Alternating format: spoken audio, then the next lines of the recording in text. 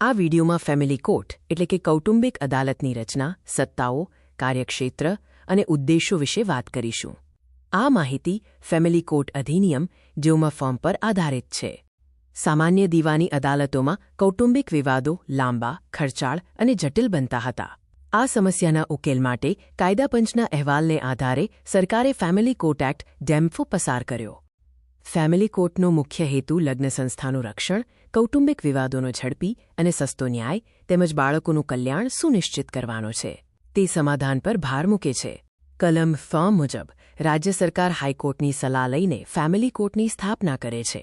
10 લાખથી વધુ વસ્તી ધરાવતા વિસ્તારમાં તેની સ્થાપના ફરજિયાત છે. કલમ 1 હેઠળ 6 વર્ષનો કાનૂની અનુભવ ધરાવતા ન્યાયાધીશોની નિમણૂક થાય છે, જેમાં મહિલાઓને પ્રાધાન્ય આપવામાં આવે છે.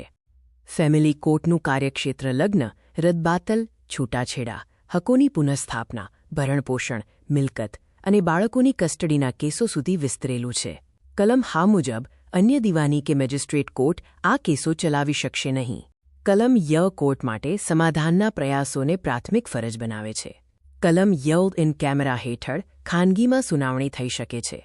કલમ 1 અને ધત મુજબ સામાન્ય રીતે પક્ષકારો જાતે કેસ રજૂ કરે છે અને કોર્ટ પુરાવાના કડક નિયમોથી બંધાયેલી નથી.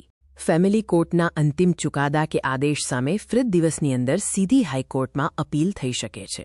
હાઈકોર્ટમાં આ અપીલ ઓછામાં ઓછા 2 ન્યાયાધીશોની બેન્ચ દ્વારા સાંભળવામાં આવે છે. વચગાળાના આદેશો સામે અપીલ થઈ શકતી નથી. ફેમિલી કોર્ટ ભારતીય ન્યાય પ્રણાલીમાં એક મહત્વપૂર્ણ પગલું છે, જે કૌટુંબિક વિવાદોમાં માનવીય અને સમાધાનકારી અભિગમ અપનાવે છે. આ કોર્ટ સ્ત્રીઓ અને બાળકોના અધિકારોના રક્ષણમાં મુખ્ય ભૂમિકા ભજવે છે.